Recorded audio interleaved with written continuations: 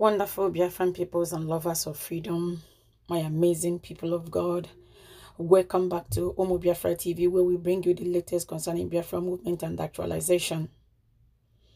All my old subscribers, my new subscribers, and those who are watching without subscription, I beg my people, wait for.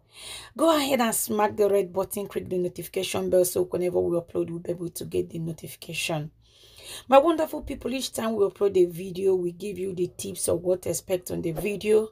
On this very one is a heartbroken one, because Odediah, the mouth-spoken person for the Northerners, Christians, have been murdered by the arch enemy, the Fulani oligarchy, because he's advocating for the freedom of his people.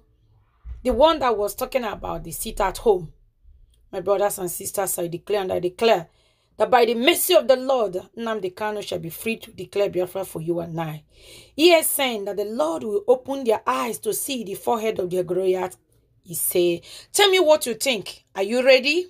He's gone. What about you and I? I am the voice of thousands of voiceless people. Millions. Oh yes.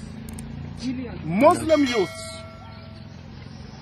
have taken me as their voice. Yes. Right. Christian youths have taken me as their voice. Yes, sir. Yes, sir. Thousands of people have been killed in this country. Yes, sir.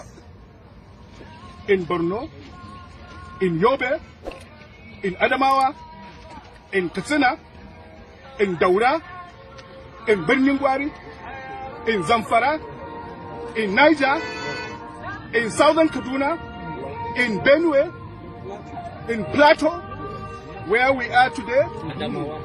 I've mentioned Adamawa, all over the strategy generally, even the other day, is a that pregnant woman they was declare a killed curfew. In Biafra. Then everybody stays at home. Of the Holy The army goes in there, and if I perish, and mop up any bows and arrows and dengons that the local communities have to defend themselves. Immediately they are leaving, you hear gunshots. The jihadists coming, killing, raping, maiming. That has been the approach. Even during the lockdown under coronavirus, this is really what was going on. So I think General T.Y. Denjuma has a point. And I can tell you, the late General Luka Yusuf, of blessed memory, former chief of army staff, he had reason to call one of his successors, an army chief of staff. He called him and almost slapped him. He told him, I wore this uniform before you.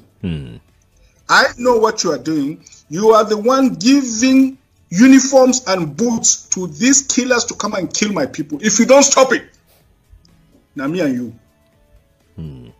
And during that, I can tell you, I won't, for legal reasons, I won't name the names. The people are sitting around. They know them. They know themselves. Then it stopped. The nonsense stopped. But look, let me take point by point, because there's a lot of ignorance going on.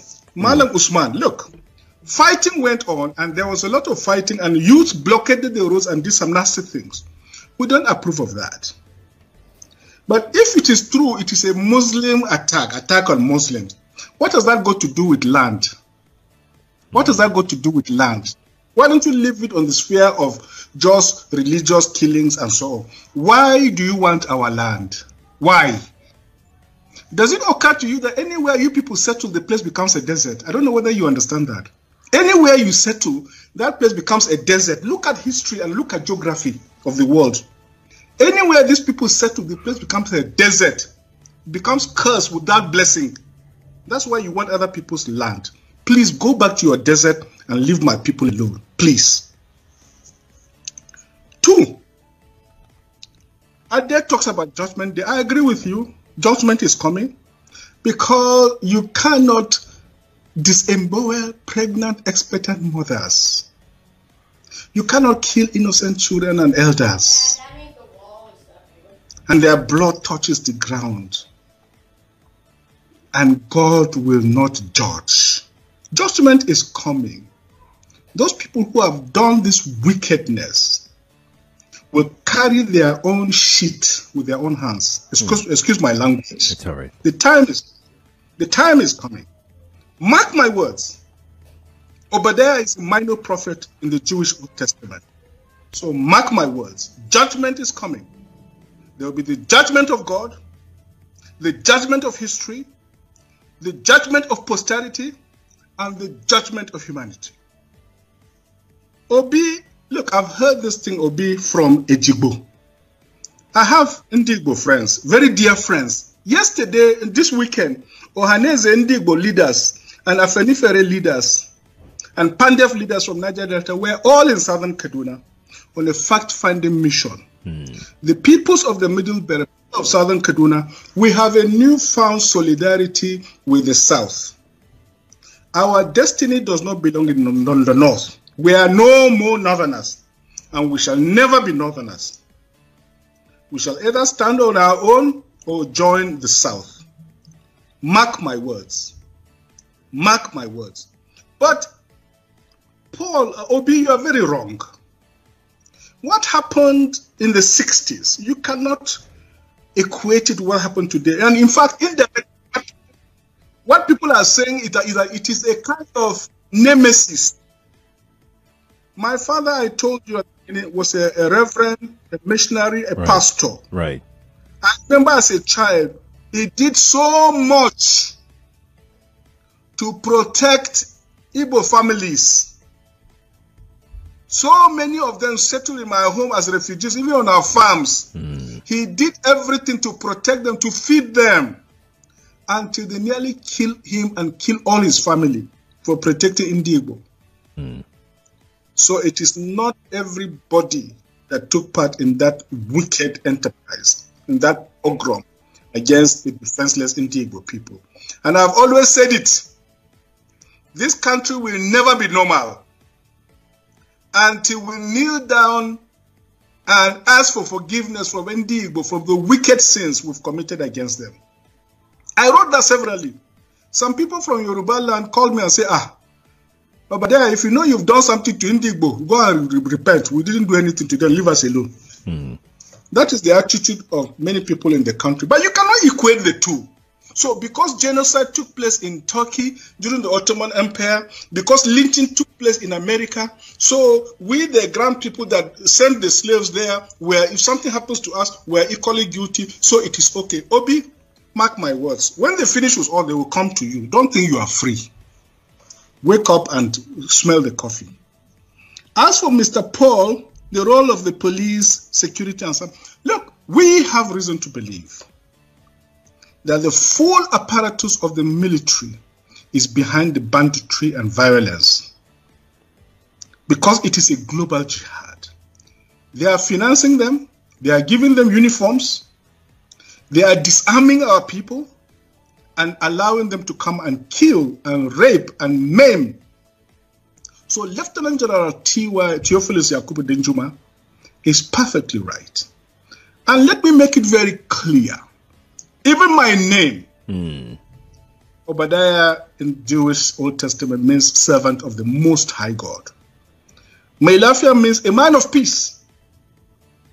So I am by destiny the servant of God, servant of the people, and the man of peace. I abhor violence. If you could see my hands, I have never lifted my hands to commit violence, either in word or speech or action. I belong to the Martin Luther King school of thought. But let me make it very clear.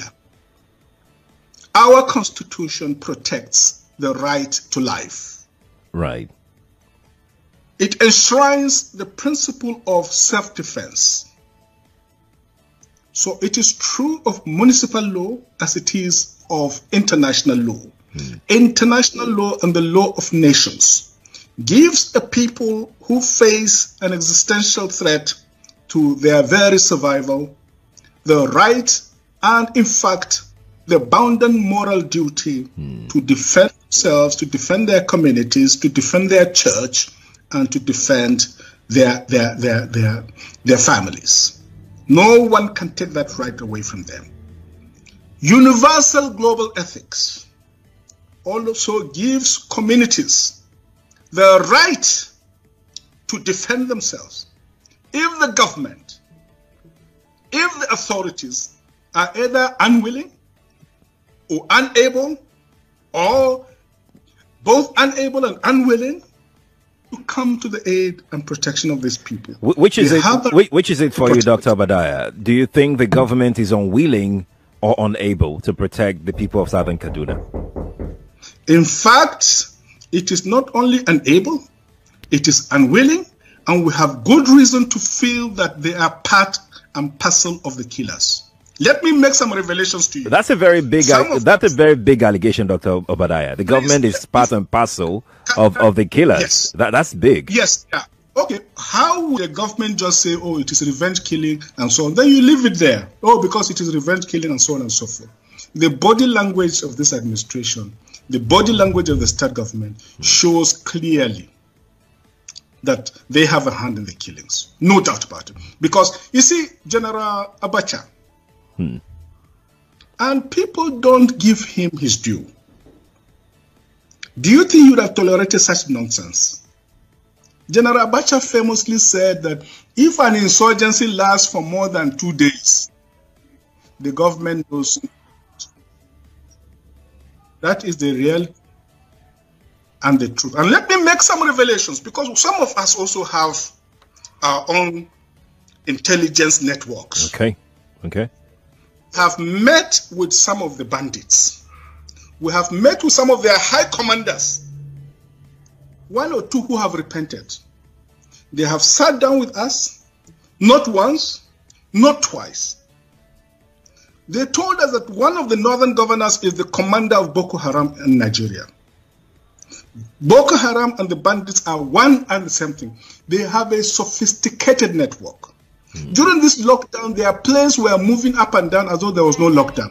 Moving ammunitions, moving logistics, moving money, and distributing them in different parts of the country. They are already in the south, in the rainforest of the south.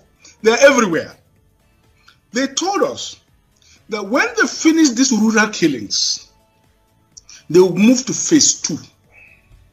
The phase 2 is they will go into the urban cities, going from house to house, killing prominent people.